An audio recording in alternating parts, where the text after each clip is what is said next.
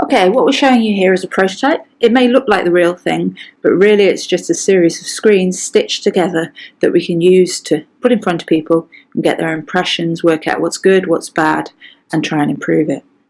The first thing you'd have to do is sign in.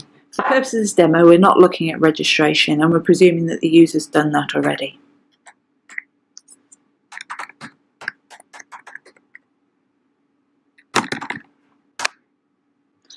Next screen is purely for new users, and what it's doing is giving them instructional text to help them with what they've got to do.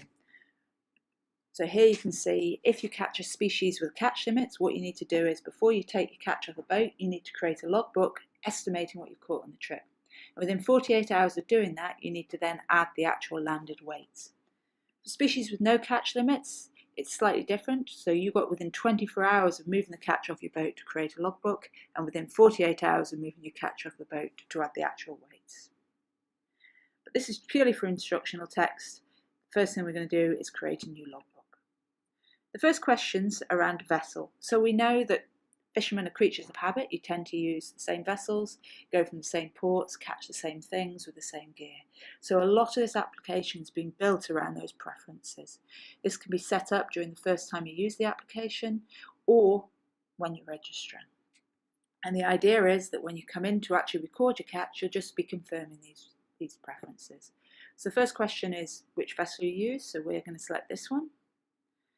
Then we're asking, does your trip start and finish today? Most trips we know are not multi-day trips, so for the purpose of this we're going to say yes. If you said no, you'd be prompted for a start day and finish date. We know that from our preferences that we normally go out of North Shields and we normally go back there. So again, we're confirming that this was the port or nearest port we left from and returned to. The next one's about retained catch. So has any catch from a previous trip been kept on board or in keep pots? For the purpose of this, I'll say no, but if you say yes, you're prompted to put in the weights of the things that you've kept on board. We're now into gear. So I previously set up my gear here and I used pots, gill nets and seine to put the number of pots hauled, and the soak time. And you can add multiple gear types if you want.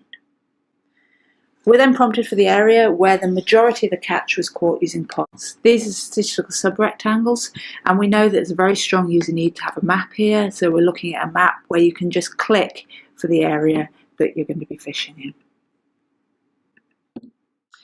We're then prompted for the species we caught using pots. Again, this is taken from my preferences. I normally catch lobster, edible crab and mackerel, but I can easily add to the list or remove from this list if I want to. But we're catching lobster here, so I'm putting in the weight that I retained and the weight that I returned to the sea.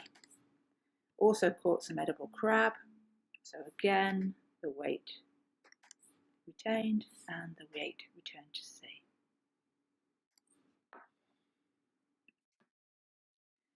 Final thing we do is play back all of the information that you've entered as part of your logbook, so you can see here, and you've got the ability to go back and change something as well if you have a problem and it's not correct and you've entered it incorrectly. At the bottom of the page we have a declaration, and this just says don't press this green button until you're sure that this information is correct. So I've pressed my button and my logbook has been submitted, so that's the first bit of the process is finished. Now as soon as I get the actual weights I can add them. It could be that I might have to wander off and go and get a sales note with those weights in, or I could have them now, depending on what I'm catching and when. So you can actually add the weights, or you could sign out and come back in, but we're going to add them directly. We know that most people land their catch at the same place that they returned from their trip. So we're asking them to confirm, did you land your catch at North Shields? If they say no, they're prompted for the date and the port that they landed it at, but we're going to say yes here. We're then prompted for those things that we had in our logbook to enter the actual weights. So we landed, and we're then prompted for the state and presentation of the landed catch. So lobster can only ever be fresh or frozen, and we're inferring that the presentation is whole. So I'm going to say the lobster's fresh And my edible crab is also fresh, but this can have two states of presentation. So we can have just the claws or it can be whole, but we're going to say whole. As we did before, we play back all of the things that they've entered, and we have the same declaration at the bottom which says don't continue unless you're sure this information is correct. If I'm happy, I accept and submit it, and we get the confirmation page. And that's it done. So that's my logbook and my landing declaration have been finished.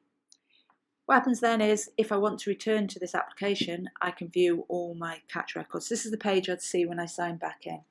I can see there's no live record, so I haven't got anything that I've half completed here and need to add the actual weights to. I've got the ability to add a new logbook. I can see my history, so these are all of the things that I've historically landed. And I can see, if I catch quota species, my catch limits and what I've used up against those catch limits.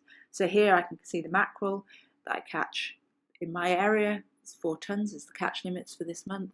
And I can see that I've caught 3.6 tonnes against that.